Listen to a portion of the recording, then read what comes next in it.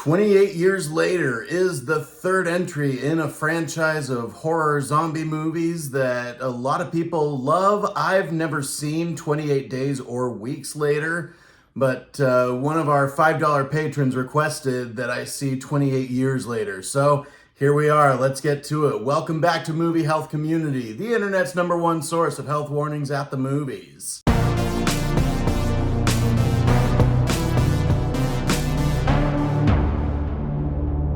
So this is not typically a kind of movie that I enjoy. In fact, I actually did opt to go see the family movie the week that this movie actually came out. That was Elio. And the reason for that is because some people can outgrow their epilepsy.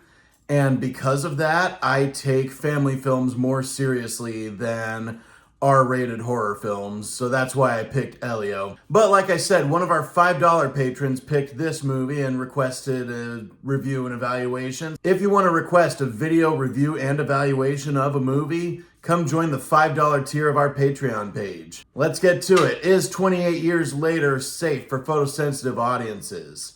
The answer is that most of it is, but there are some hazards to look for. There is a late sequence in this movie that uses a lot of rapid-firing firearms, so machine guns, with very bright muzzle flashes that do create strobe effects. The opening scene of this movie has flashes of TV static that also create a bit of a strobe effect. And there are bright flashes of images just for split seconds against a completely black screen during the credits of this movie. So if you're looking to watch the credits, there is room for caution if you have a health issue related to photosensitivity. So because it doesn't take up a lot of screen time, and because you're not really gonna miss any important plot details if you're covering your eyes, we are going to give 28 Years Later a 6 out of 10 for flashing lights. In terms of motion, there is some shaky cam, but it is not used excessively and it is not used frequently. There is one brief moment at extreme heights that may be a little bit disorienting. And then in terms of mental health, there are several instances of vomiting,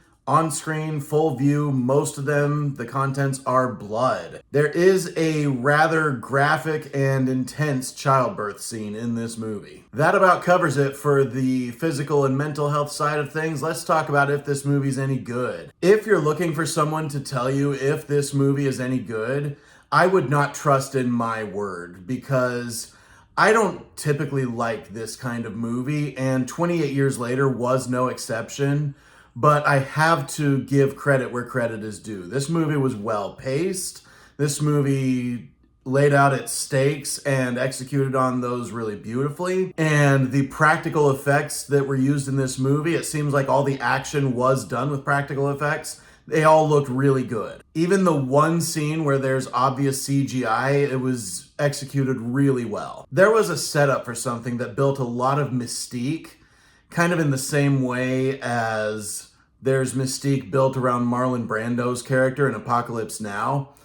And Apocalypse Now does a really good job paying off that long setting up of mystique.